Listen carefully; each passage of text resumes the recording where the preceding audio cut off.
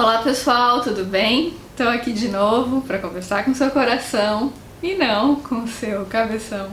Se você sente afinidade com a minha energia, então esse vídeo é para você.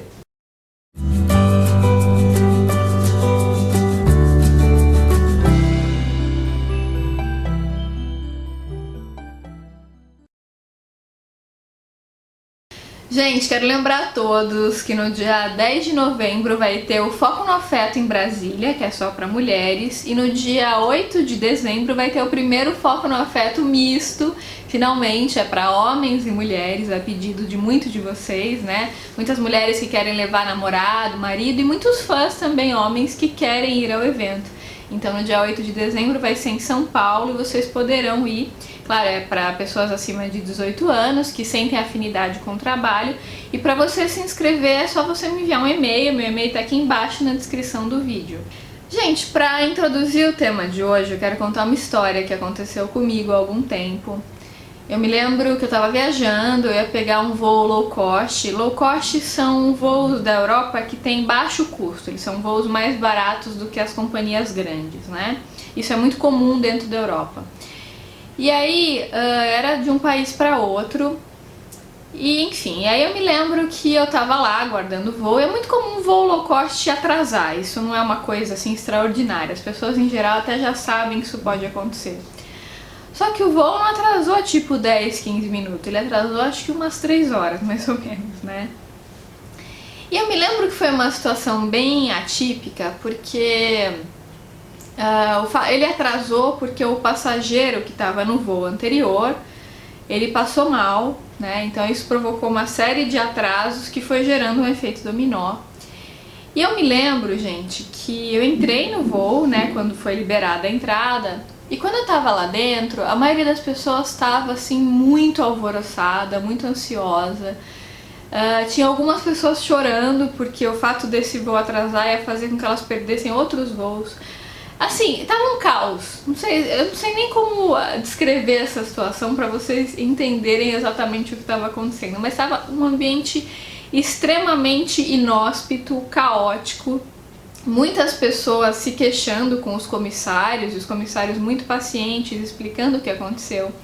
E como se não bastasse, gente, deu um problema deu uma pequena lesionada assim na frente do avião, tipo como se tivesse feito um risquinho, assim, foi algo assim que aconteceu, eu não consegui entender direito, mas foi uma coisa aparentemente banal que aconteceu ali, que não era muito significativa, mas o avião não poderia levantar voo com aquele pequeno probleminha ali. O que as pessoas responsáveis pela segurança tinham que fazer? Tinham que tirar uma foto do que tinha acontecido, enviar para a companhia que fica na Inglaterra para ver se ia ter autorização para o voo sair.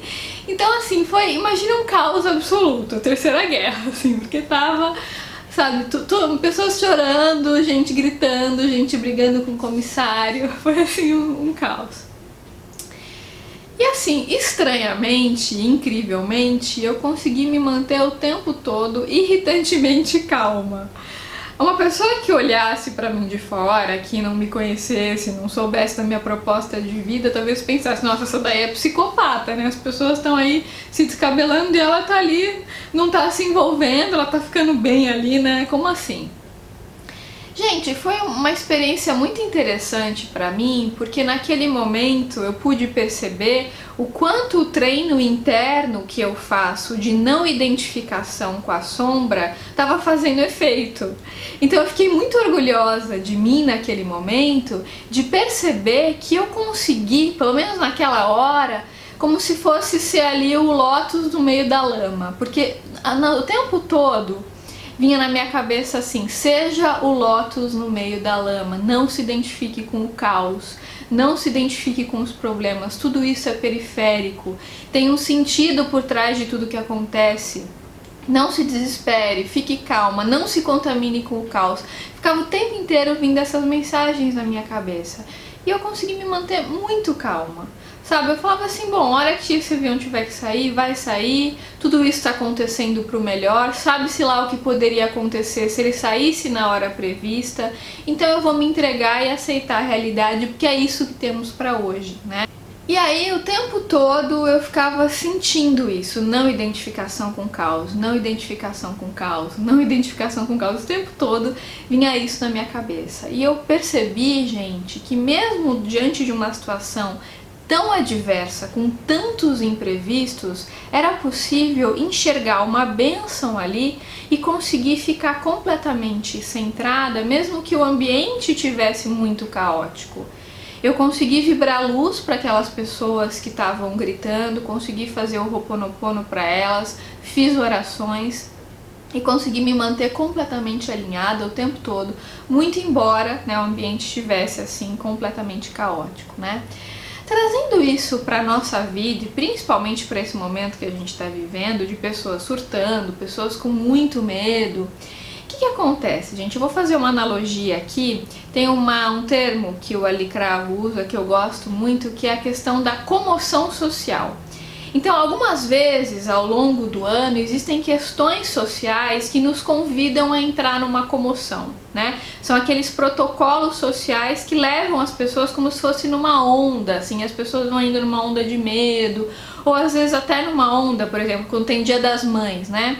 Então tem aquela comoção social em relação às mães, Dia dos Pais, comoção social em relação aos pais, Natal, uma comoção social que mobiliza um monte de gente, Carnaval, Copa, Olimpíada, eleições. Sempre que tem uma grande questão social que mobiliza um monte de gente, muitas vezes isso vira uma comoção social.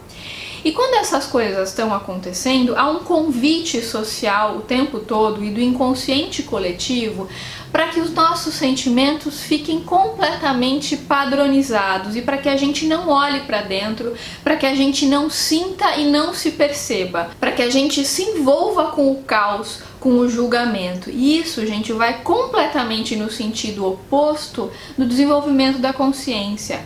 Porque o que é o desenvolvimento da consciência, o processo de despertar? É justamente sair da multidão, olhar para dentro, se alinhar, se conectar com a essência. É quando você para de olhar as coisas com olhos sociais, emprestados de fora, e você reconhece que você é um mestre, que você pode ser uma autoridade para si mesmo. É quando você não projeta nem a sua luz, nem as suas sombras, nem as suas guerras internas nos espaços externos, mas quando você fica completamente consciente de si mesmo, né? Então você percebe nesse momento que você pode ser o lótus que nasce da lama, que você pode treinar justamente esse exercício da não identificação com o ego, porque os medos, eles vêm do ego, eles não vêm da sabedoria do ser. E é justamente em situações de comoção social que a gente tem uma oportunidade de aprendizado muito grande, de não se deixar levar pela onda, por essa anestesia. Se vocês conversarem com pessoas que se deixaram levar por qualquer comoção social, parece que elas estão lobotomizadas. É muito parecido com se você estivesse tentando conversar de uma forma saudável com uma pessoa que está bêbada, né?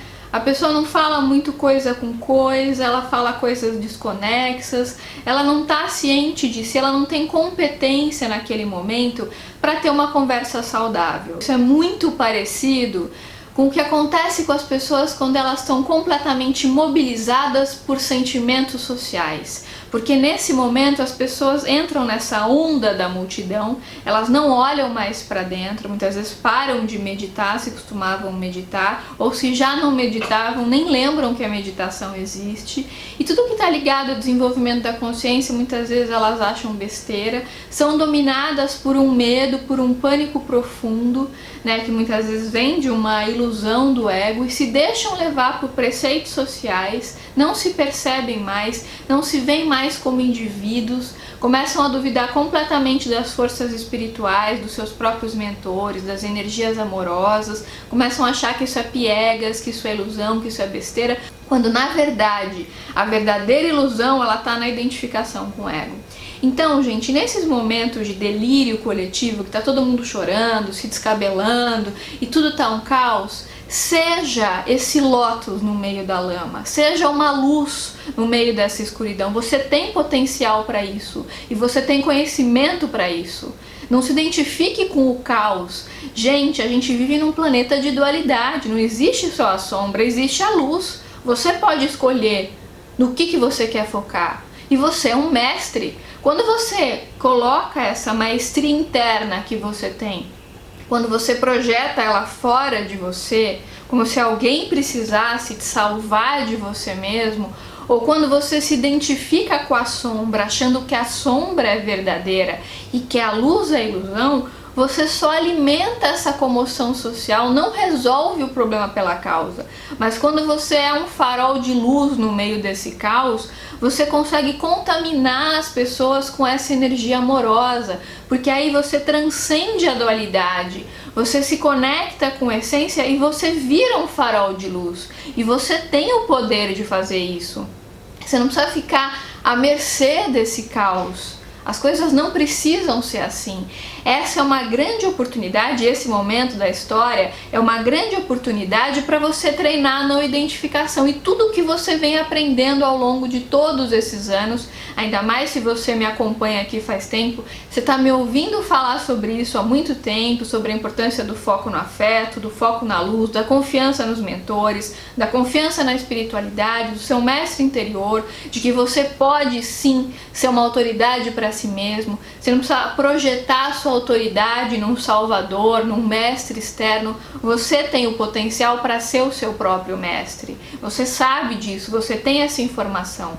Agora o treino é justamente o da não identificação, para você ser um observador de si mesmo, porque quando você se identifica, você se envolve, você faz drama, você sofre. O envolvimento, ele acontece quando o ego se identifica.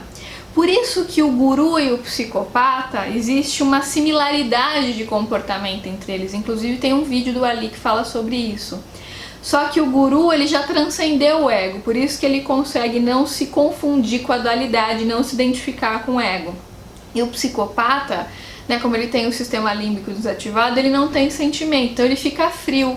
O guru ou o mestre é aquela pessoa que já transcendeu essa dualidade, por isso que ela não se envolve. Então o fato dela não se envolver não é uma frieza, nossa, essa pessoa é uma psicopata, ela não se envolve. Não, ele tem sentimento, mas a questão é que ele aprendeu, por causa desse treino interior, a não se identificar com isso, né? Porque ele está ali focado no ser, na sabedoria do ser, naquilo que é essencial e não no que é efêmero, superficial e periférico, porque o ego, ele é periférico, o ego não é essencial. Então todos os medos são ilusões desse ego. Uma coisa é aquele medo instintivo de sobrevivência, outra coisa é aquele medo constante que a gente tem de que algo vai acontecer, aí já é um foco na sombra, né? E quanto mais a gente foca na sombra, mais ela aumenta. Então, se a gente está vivendo um momento de comoção social, agora, mais do que nunca, é o momento da gente colocar em prática as coisas que a gente vem aprendendo todos esses anos. Focar no afeto, focar na luz, confiança na espiritualidade, gente. Entendendo que tudo o que acontece, seja o que for, é para o melhor. E que as nossas atitudes, elas têm que ser atitudes conscientes, baseadas no amor e não no medo. Porque toda atitude que vem do medo, ela vem da identificação com o ego. Então, gente, se vocês puderem nesse momento, se vocês sentirem no coração de vocês que esse é o caminho, procurem lembrar disso sempre que houver uma situação muito caótica, uma comoção social, algum problema na sua vida. Lembra que você pode ser o lótus no meio da lama. E que é graças a essa lama que você consegue desenvolver a sua consciência, porque a gente aprende as coisas pelo contraste, pela dualidade. Então a lama, ela é necessária, mas você não precisa se identificar com ela. Você pode se desenvolver através dela quando você aprende com aquela situação que está acontecendo, quando você não se coloca como vítima e quando você percebe a luz que tem em você, o quanto você, com a sua própria luz, pode contaminar um monte de gente ao seu redor. Então é isso, um grande beijo para vocês e até os próximos vídeos.